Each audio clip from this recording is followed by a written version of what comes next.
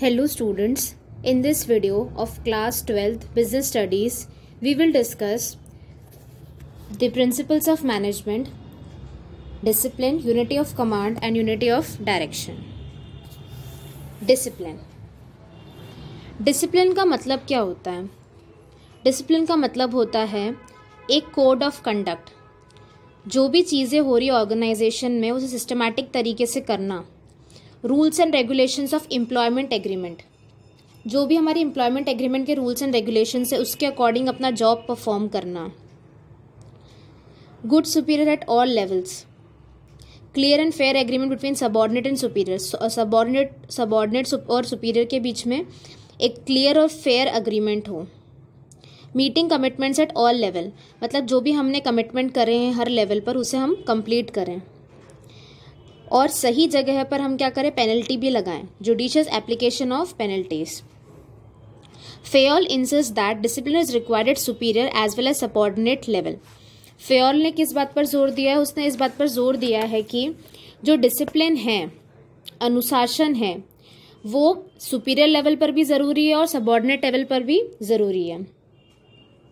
जो disciplinary rules होते हैं वो केवल सबॉर्डिनेट्स पे नहीं लगते हैं, लेकिन डिसिप्लिन सुपीरियर्स पर भी लगता है। ठीक है, तो एक क्लियर और फेयर एग्रीमेंट होना चाहिए बिटवीन सुपीरियर एंड सबॉर्डिनेट्स। ठीक है, और सही एप्लीकेशन ऑफ पेनल्टीज होना चाहिए। ठीक है, अब इसका एग्जाम्पल क्या है? जो भी एम्प्लॉयज़ है ऑर्गेनाइजेशन के, उन्होंने जो भी ऑर्गेनाइजेशन को कमिटमेंट किया है वो उसे फुलफिल करना चाहिए। एफिशिएंटली और इफ़ेक्टिवली वर्क करना चाहिए। इफ़ेक्टिवली मतलब समय पर काम करना और एफिशिएंटली मतलब कम कॉस्ट में बेहतर काम करके देना। और दूसरी तरफ सुपीरियर्स को क्या करना है? उन्हें भी अपने कमिटमेंट्स को मीटअप करना है। जो भी उन्होंने एम्प्लॉयज़ को कमिटमेंट करा है, इंक्रीमेंट से रिलेटेड, प्रमोशन से रिलेटेड, वेज रिविजन से रिलेटेड, वो सब उन्हें करना पड़ेगा। ओके, उसे फुलफिल करना पड़ेगा जो भी कमिटमेंट किया है। अब positive effects of this principle क्या है? Systematic working in the organization. किसी भी ऑर्गेनाइजेशन में अगर डिसिप्लिन होता है तो वहाँ पर क्या होता है, सिस्टमैटिकली वर्क होता है। ठीक है, डिसिप्लिन का मतलब हम कोड ऑफ कंडक्ट के हिसाब से, रूल्स एंड रेगुलेशंस के हिसाब से काम कर रहे हैं। ठीक है, और अगर कोई भी सुपीरियर या सबॉर्डिनेट उस कोड ऑफ कंडक्ट या रूल्स एंड रेगुलेशंस को ब्रेक करेगा तो उस पर जुडिशियस पेनल्टी लगेगी। जो लॉजिकल पेनल्टी उनके ऊपर लगेगी जिससे वो नेक्स्ट टाइम पर वो मिस्टेक रिपीट न करें। डिसिप्लिन से क्या होता है, हमारी एफिशिएंसी बढ़ती है, हम कम समय में या कम कॉस्ट में बेहतर काम कर पाते हैं। नेक्स्ट है consequences of violation of this principal. अगर किसी ऑर्गेनाइजेशन के अंदर प्रिंसिपल ऑफ डिसिप्लिन नहीं होगा तो क्या होगा? डिसऑर्डर होगा, कन्फ्यूजन होगा और केओस होगा। ठीक है, कन्फ्यूजन हो जाएगा, सब कुछ केओस हो जाएगा। Wastage of resources in absence of discipline. Resources भी क्या होते हैं? वेस्ट होते हैं अगर डिसिप्लिन नहीं होता है तो। Delay in work due to absence of rules and regulations. Rules and regulations के कारण वर्क भी क्या हो जाता है? डिले हो जाता है। ठीक है, तो डिसिप्लिन प्रिंसिपल क्या कहता है? Framing of rules and regulations following a code of conduct. ठीक है, जो भी एम्प्लॉयज़ होते हैं, सुपीरियर से सबॉर्डिनेट्स, वो लोग एक कोड ऑफ कंडक्ट के अकॉर्डिंग वर्क परफॉर्म करते हैं, रूल्स एंड रेगुलेशंस के अकॉर्डिंग वर्क करते हैं। Meeting of commitment subordinates as well as superior. जो भी वादे सुपीरियर सबॉर्डिनेट ने किए हैं या जो भी काम सुपीरियर और सबॉर्डिनेट को दिया गया है उन्हें वो फुलफिल करना है, वो कंप्लीट करना है। एक क्लियर और फेयर एग्रीमेंट होता है किसके बीच में? सुपीरियर और सबॉर्डिनेट्स के बीच में। और लास्ट है जुडिशियस एप्लीकेशंस ऑफ पेनल्टीज। जहाँ पर मिस्टेक हुई है वहाँ पर सही जगह पर पेनल्टी लगाना। ठीक है, ये कहता है प्रिंसिपल ऑफ डिसिप्लिन। अब नेक्स्ट है यूनिटी ऑफ कमांड। ये एग्जाम पॉइंट ऑफ व्यू से इम्पॉर्टेंट प्रिंसिपल है। अब इस प्रिंसिपल के अकॉर्डिंग एक एम्प्लॉय है, उससे रिसीव करना है order from one boss superior and should be accountable to only one superior. ठीक है, एक एम्प्लॉय को ऑर्डर मिलना चाहिए एक ही बॉस से और उससे अपना काम चेक करवाना है। शुड बी अकाउंटेबल का मतलब अपना काम चेक करवाना है, तो वो भी एक ही सुपीरियर को चेक करवाना है। Because if he is receiving orders from more than one boss, then he will get confused and will not be able to understand that whose order must be executed first. क्योंकि अगर किसी भी employ को एक से ज़्यादा boss से order मिलेगा तो वो कंफ्यूज हो जाएगा और वो समझ नहीं पाएगा कि किसके ऑर्डर को उसको मानना है और पहले किसके ऑर्डर को एग्जीक्यूट करना है। तो यूनिटी ऑफ कमांड प्रिंसिपल क्या कहता है?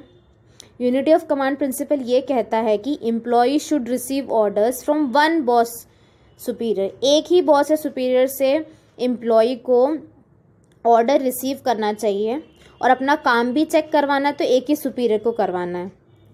ठीक है। If he is receiving orders from more than one boss, अगर उससे एक से ज़्यादा बॉस से ऑर्डर मिलेगा तो वो क्या हो जाएगा? कंफ्यूज हो जाएगा और वो समझ नहीं पाएगा कि किसके काम को वो पहले करें। For example, if employee of production department is asked to go slow in production to maintain quality standard by the production incharge and sales in charge instructs the employee to fasten the production to meet the pending orders. In this situation, employee will get confused as to whose instructions must be followed by him. मतलब अगर एक employee है production department में, उसे बोला गया है कि आप धीरे धीरे प्रोडक्शन करो जिससे आप क्वालिटी को मेंटेन कर सको। ये किसने बोला है? प्रोडक्शन इंचार्ज ने। अब सेल्स प्रोडक्शन इंचार्ज ने अलग इंस्ट्रक्ट करा कि आप धीरे धीरे प्रोडक्शन करो और क्वालिटी मेंटेन करो, और सेल्स इंचार्ज ने क्या इंस्ट्रक्ट करा? आप फास्ट प्रोडक्शन करो जिससे आप पेंडिंग ऑर्डर्स को मीट कर पाओ। तो दोनों ही बॉस अलग अलग इंस्ट्रक्शन दे रहे हैं, तो इस केस में क्या होगा? एम्प्लॉय कंफ्यूज हो जाएगा और वो सोचेगा उसे कौन सा इंस्ट्रक्शन पहले फॉलो करना है। तो पॉजिटिव इफेक्ट्स क्या है इस प्रिंसिपल के? No confusion in the mind of subordinate. अगर हमें एक ही बॉस से इंस्ट्रक्शन मिलेगा और अगर हमें एक ही बॉस को अपना काम चेक करवाना है, हम एक ही बॉस को अकाउंटेबल रहेंगे, तो कोई कन्फ्यूजन नहीं रहेगा सबऑर्डिनेट के माइंड में, कोई ईगो क्लैशेस भी नहीं होंगे, एफिशिएंसी है जो काम करने की वो भी बढ़ जाएगी। ठीक है, कम समय में बेहतर काम कर पाएंगे। फिर violation of this principal will lead the following consequences. अब अगर हमने ये प्रिंसिपल फॉलो नहीं करा तो फॉलोइंग कॉन्सिक्वेंसेज होंगे क्या? Confusion in the mind of employee. Employee के माइंड में क्या आ जाएगा? बहुत सारा कन्फ्यूजन आ जाएगा। Subordinate will get chance to escape from his responsibilities by giving excuses. Subordinate के पास चांस आ जाएगा कि वो बच के निकल जाए। ठीक है, वो एक्सक्यूजेस दे देगा, बहाना बना देगा उसकी रिस्पॉन्सिबिलिटीज से कि मुझे किसी और ने, दूसरे वाले बॉस ने तो ये कहा था, तो वो बहाने बनाएगा और अपनी रिस्पॉन्सिबिलिटी से निकल जाएगा। अब ईगो क्लैशेस भी हो सकते हैं सुपीरियर्स के बीच में। जो आपका प्रोडक्शन इंचार्ज और सेल्स इंचार्ज है उनके आपस में क्या हो जाएंगे? ईगो क्लैशेस होने लग जाएंगे अगर ये प्रिंसिपल फॉलो नहीं करेंगे तो। Difficulty in maintaining discipline the organization. अगर ये प्रिंसिपल फॉलो नहीं किया गया तो डिसिप्लिन मेंटेन करना ऑर्गेनाइजेशन में वो भी क्या हो जाएगा? डिफिकल्ट हो जाएगा। तो ये आपको डायग्राम दिख रहा है। राइट चीज़ क्या है? एक ही बॉस से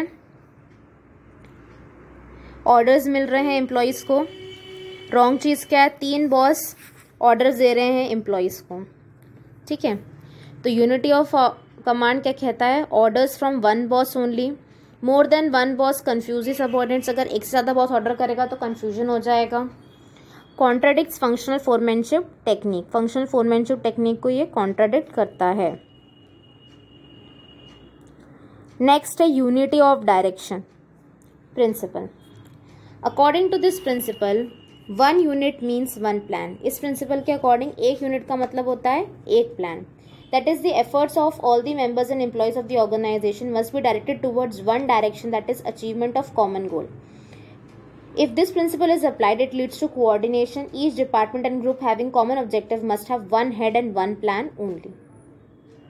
तो ये प्रिंसिपल कहता है कि हमारी एक यूनिट होना चाहिए और एक प्लान होना चाहिए, और जो भी ऑर्गेनाइजेशन के सभी मेंबर्स हैं, एम्प्लॉयज़ हैं, उन सबको इसी तरह से डाइवर्ट करना चाहिए जिससे वो एक ही ऑब्जेक्टिव या एक ही कॉमन गोल को अचीव करने में सभी लगेंगे।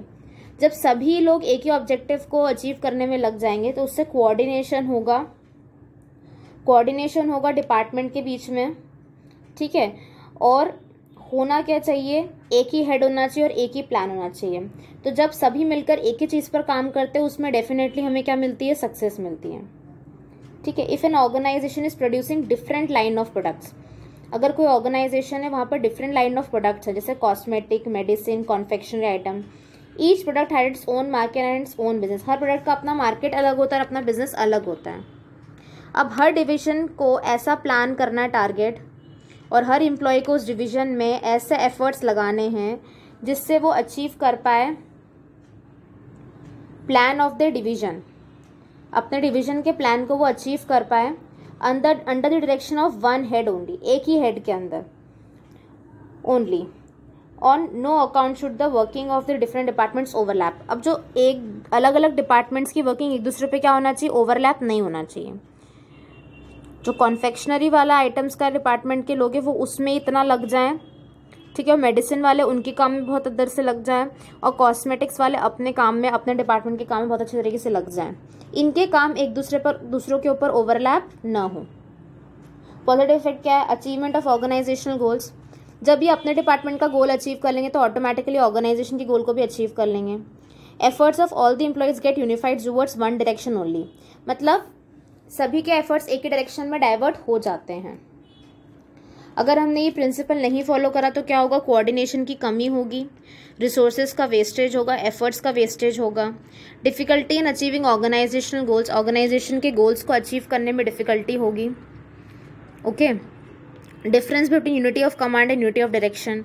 डिफरेंस है किसके बीच में, यूनिटी ऑफ कमांड और यूनिटी ऑफ डायरेक्शन के बीच में डिफरेंस क्या है, यूनिटी ऑफ कमांड और यूनिटी ऑफ डायरेक्शन में। तो पहला जो यूनिटी ऑफ कमांड वो क्या कहता है, एक बॉस हो, एक सबऑर्डिनेट के ऊपर एक ही बॉस हो। यूनिटी ऑफ डायरेक्शन क्या कहता है, एक यूनिट या डिवीजन ऑन वन प्लान, एक यूनिट या डिवीजन हो एक प्लान पर। The main purpose of unity of command is to avoid confusion and fix up responsibility on the employees, confusion खत्म करके रिस्पॉन्सिबिलिटी फिक्स करना एम्प्लॉय पर।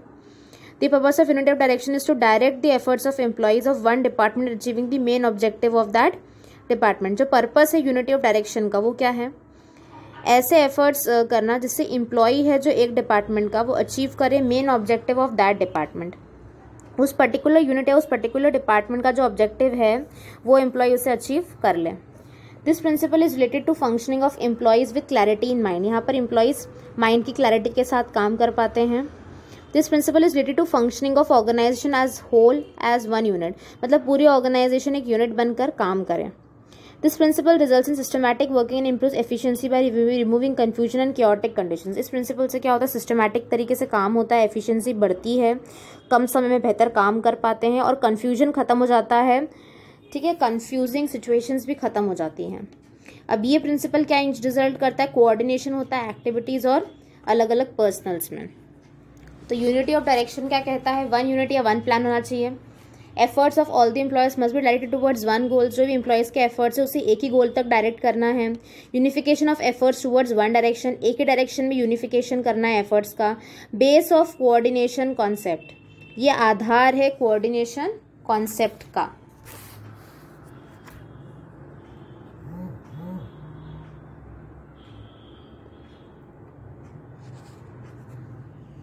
Okay, I hope that through this video you have understood the principle of discipline, unity of command and unity of direction. Thank you.